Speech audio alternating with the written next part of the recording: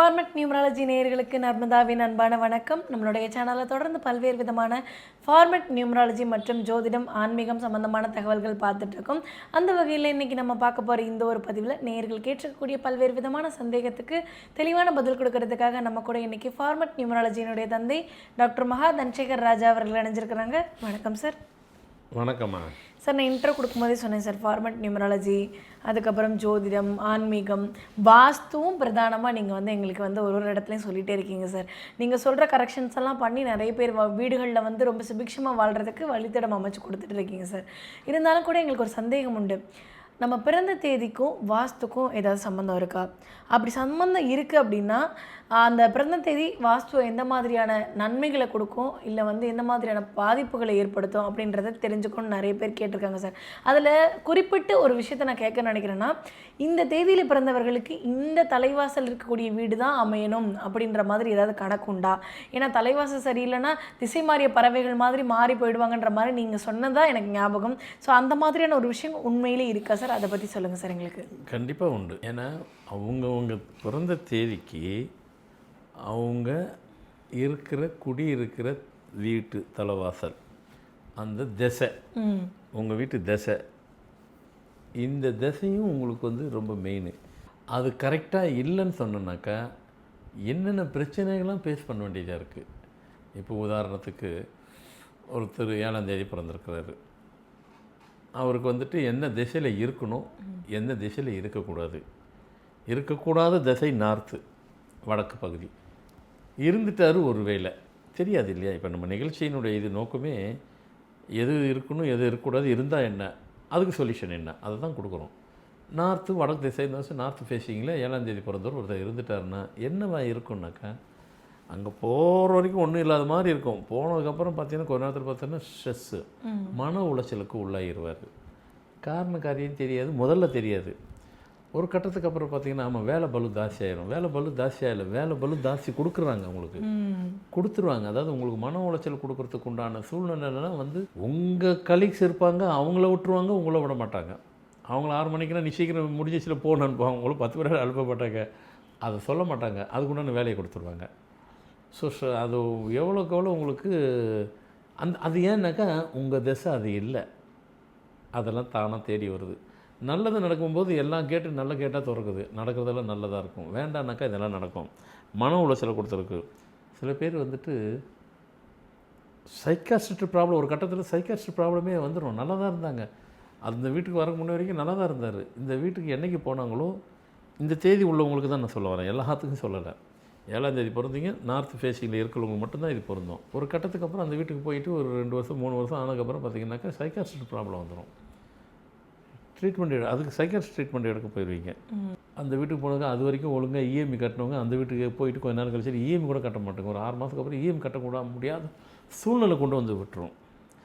சில பேருக்கு பார்த்திங்கனாக்கா என்ன பிரச்சனை, அந்த வீடே பிரச்சனை வந்துடும். சில பேருக்கு கோர்ட்டு கேஸில் வந்துடும்.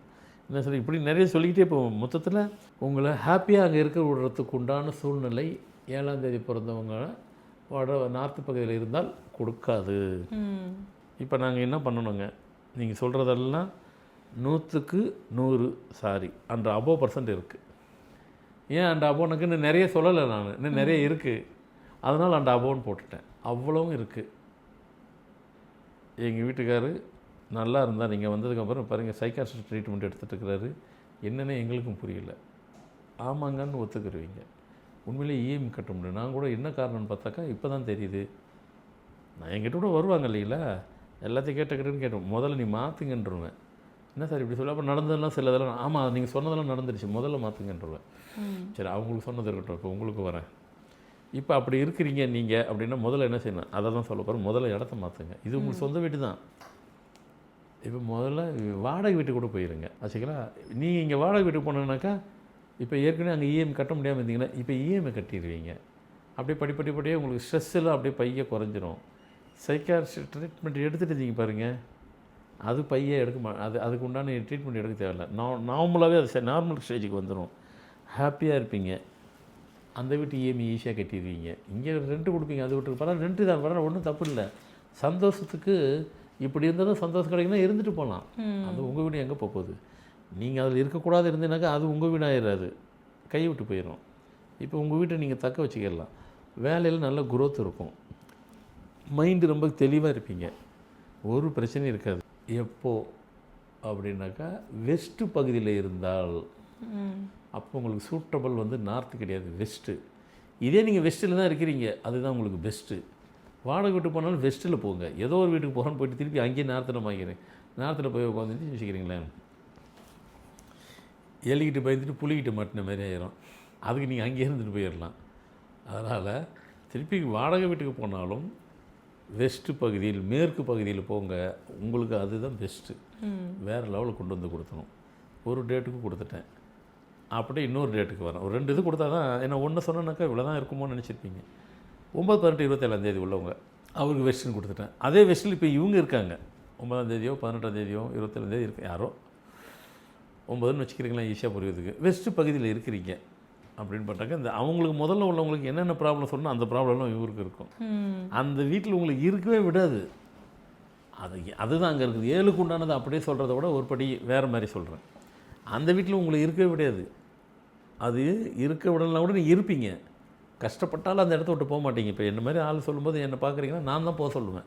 இப்போ 9ஆம் தேதி இருக்கிறவங்க வெஸ்ட்டில் இருந்தீங்கன்னாக்கா, மேற்கு பகுதியில் ஒரு வீட்டில் நீங்கள் இருக்கீங்க, உங்கள் சொந்த வீட்டில்னு வச்சுக்கணும் இருந்தீங்கன்னாக்கா, அந்த வீட்டில் உங்களை இருக்க விட வெளியே அனுப்பி விட்ரும். வாடகை வீட்டுக்கு தானாக போயிடுவீங்க. அப்போது 9 உள்ளாம் தேதிக்கு 9, 12, 27 உள்ளவங்களுக்கு வெஸ்ட்டு ஆகாது. எது ஆகும், எதில் நீங்கள் இருக்கணும் அப்படின்னு பார்த்தாங்க, கிழக்கும் ஓகே, வடக்கும் ஓகே, தெற்கும் ஓகே, ஈஸ்ட், சவுத்து, நார்த்து 3 உங்களுக்கு ஒர்க் அவுட். அந்த திசையில் வீடு இருந்தால் சரி வரும். இருக்கக்கூடாதது வெஸ்ட்டு. எனி காஸ்ட் இருக்காதீங்க. இருந்தீங்கனால் உங்களையும் மனநிலையை பாதிக்க வைக்கும். பிஸ்னஸ் இருந்தால் பிஸ்னஸில் பெரிய லெவலில், அதாவது கஷ்டப்பட்டு வந்த இதை வந்து அப்படியே திருப்பி பழைய இதுன்னு செட்பேக் அடித்து விட்டுட்டு பழைய நிலைக்கு வந்துடும். உங்களை டெபிட்டில் கொண்டு போய் நிப்பாட்டிடும். தப்பிக்கவே வைக்க முடியாத அளவுக்கு கொண்டு போய்ட்டு சிக்கலில் கொண்டு போய் உண்டு பண்ணிடும். அப்படியே பண்ணுற தொழிலை முடக்கி விட்டுரும்.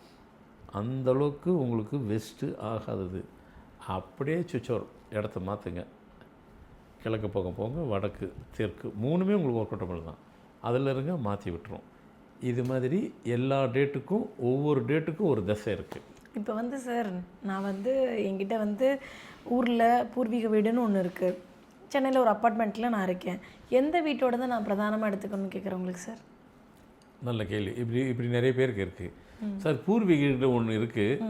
இப்போ நான் ஒரு வீட்டில் அப்பார்ட்மெண்ட்ஸில் இருக்கிறேன், ரைட். பூர்வீக வீடு யார் பேரில் இருக்குது? அப்பா அம்மா பேர்லன்னா விட்டுறலாம், அதை பற்றி பேச வேண்டாம். உங்கள் வீட்டில் இப்போ நீங்கள் குடியிருக்கிறது வாடகை வீட்டில் இருந்தாலும் அதை பற்றியே பேசுவோம். சில பேருக்கு பூர்வீகத்தில் நான் வீடு கட்டியிருக்கிறேன் சார், ஆனால் நாங்கள் போகல, எனக்கு நான் ஒரு ஞாபகம் இருக்குது, எங்கள் நான் பிறந்து வளர்ந்தன்றதுக்காக அங்கே ஒரு வீடு கட்டியிருக்கிறேன் பூர்வீகம். இது ஒருவேளை இங்கே உங்களுக்கு என்ன சொன்னமோ அதுவும் பொருந்தும். உங்கள் வாசல் உங்களுக்கு டேட்டுக்கு கரெக்டாக உள்ள கரெக்டான டேட்டு உள்ளது கரெக்டான வாசல் பண்ணிங்கன்னா அந்த வீடு நீங்கள் போனால் போக்குவரத்துக்கு உண்டான அந்த வீடு உங்களை வந்து அது கூப்பிடும், உங்களை இருக்க வைக்கும், ஹாப்பியாக இருந்துட்டு போகிறதுக்கு வழியை செய்யும். அதுவும் உங்களுக்கு நேர்மாறாக உள்ள வாசல் உள்ள வீடு தெரியாமல் நீங்கள் உங்களுக்கு தெரியாது, கட்டிட்டீங்கன்னாக்கா அங்கே போகவே விடாது, அலோவ் பண்ண விடாது, பார்க்கவே விடாது, வீட்டுக்கே போக மாட்டீங்க. சார் ஆமாம் சார், வீடு கட்டி நம்ம 10 வருஷம் இன்னும் போகலை, நீங்கள் உங்களை கூப்பிடாது, அது அலோவ் பர்மிட் பண்ணாது அது. ஸோ இப்போ வாழ்க்கைன்றது நிறைய, அது மாதிரி கோடிக்கணக்கான வாழ்க்கை உலகம் ஃபுல்லாக எல்லா மக்களுக்கும் இருக்குது. கோடிக்கணக்கான விஷயங்கள் இருக்குது, கோடிக்கணக்கான காரணங்கள் இருக்குது. எதற்கு? நல்லா வாழ்வதற்கும் வீழ்வதற்கும். நம்ம வீழ்வது என்னென்னலாம் இருக்கலாம் அதெல்லாம் சுட்டி காமிச்சிட்டு வாழ்கிறதுக்கு வழியை காமிச்சிடுறோம். நம்ம தோக்கிறதுக்கெல்லாம் எல்லாம் அதெல்லாம் சுட்டி காமிச்சிட்டு சரியாகிறதுக்கு வழியை காட்டுறோம். அப்போது இதெல்லாம் அப்போது நீங்கள் கேட்டதுக்காக சொல்கிறேன், அதுவும் கரெக்டாக செய்யுங்க. நீங்கள் இல்லை சார், நான் சிட்டிக்கு வந்துட்டேன், டவுனுக்கு வந்துட்டேன், வெளிநாட்டில் இருக்கிறேன், சொந்த வீடுங்கிறது வந்து ஊருக்காக கட்டிட்டேங்க, ஆனால் அங்கே போய் எங்கள் ஐடியாவே அங்கே இருக்க சொல்லலை, உங்களை அங்கே போய் இருங்கன்னு நானும் சொல்லலை. ஆமாம், நீங்கள் போய்ட்டு பெங்களூரில் வேலை செஞ்சுட்டு உங்கள் சொந்த வீட்டில் ஊரில் போய்ட்டு எப்படி இருப்பீங்க? அது ப்ராக்டிக்கலாக பாசிபிலிட்டி இல்லை. ஆனால் கரெக்ட் திசையில் இருந்தால் தான் உங்களை அங்கே சரியாக வச்சுருக்கோம். அப்படின்னா இன்னும் தெளிவாக சொல்கிறேன்.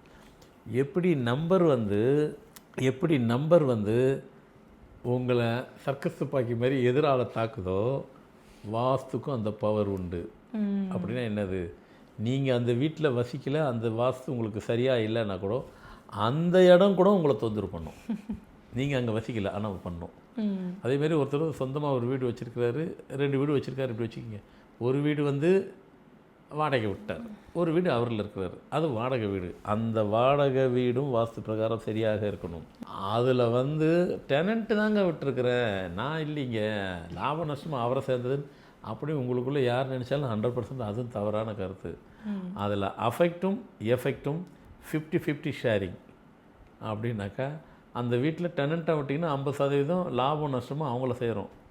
அந்த வீட்டில் வாஸ்து சரியாக இருந்தாலும் ஆஸ் ஏ ஹவுஸ் ஓனருங்கிறது உங்களை சேரும். அதனால் வாஸ்து நீங்கள் டெனண்ட்டாக விட்டாலும் அவங்களுக்கு 50%, உங்களுக்கு 50, 100 அவங்கள அஃபெக்ட் பண்ணாது.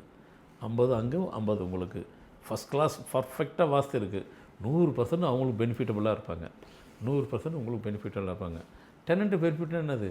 உங்கள் வீட்டில் எத்தனை வருஷம் இருக்காங்களோ போகும்போது நல்லா ஹாப்பியாக போகும்போது வேறு ஒரு சொந்த ப்ராப்பர்ட்டி வாங்கிட்டு போவாங்க. அதுதான் அப்போ பர்ஃபெக்டாக அந்த இடம் இருக்குதுன்னு அர்த்தம். ஸோ அதனால் வாஸ்துல நம்ம வந்து குறைபாடு இருந்தால் நாம் அங்கே இல்லைன்னா கூட அது வேலை செய்யும். வாஸ்துக்கு அவ்வளோ பவர். எப்படி நம்பருக்கெல்லாம் எப்படி பவர் சொல்லி நான் சொல்லி உங்களுக்கு விளக்கம் கொடுக்குறேனோ வாஸ்துக்கும் அதே தான். அதனால் நாம் இல்லைன்னு சொல்லிவிட்டு டெனண்ட்டு தானே நமக்கு என்ன, அவன் எப்படி இருந்துட்டு போட்டோம் அதெல்லாம் சொல்லாதீங்க. அது வேலை செய்யும். அங்கே 50 போய் மீதி 50 நீங்கள் வேறு இடத்துல இருந்தாலும் உங்களுக்கு வந்து சேர்ந்துடும். நீங்கள் இங்கே இருக்கலாம் இந்தியாவில், அது நீங்கள் அமெரிக்காவில் இருக்கலாம், இந்தியாவில் வாஸ்து குறைபாடு இருந்தாலும் இங்கேருந்து அங்கே வேலை செய்யும். அது அப்படி சக்தி வாய்ந்த. ஏன்னா வாஸ்து பகவான் தான், வாஸ்து வீடு இல்லை, வாஸ்து பகவான். அப்புறமா தான் உங்கள் வீடு அது. ஸோ இன்றைக்கி கொடுத்த விளக்கங்கள் தகவல் நிறைய எல்லாத்துக்கும் பயனுள்ளதாக இருக்குன்னு நினைக்கிறேன். அதை ஃபாலோ பண்ணிக்க. கண்டிப்பாக சார். வாஸ்து ரீதியாக வந்து குழப்பத்தில் இருந்த நிறைய பேருக்கு வந்து ரொம்ப தெளிவுபடுத்துகிற மாதிரி பதில் கொடுத்துருக்கீங்க. கண்டிப்பாக பார்த்துட்டு கூடிய எல்லாருக்குமே ரொம்ப பயனுள்ளதாக இருக்கும் நம்புகிறோம். ரொம்ப நன்றி சார். வணக்கம்.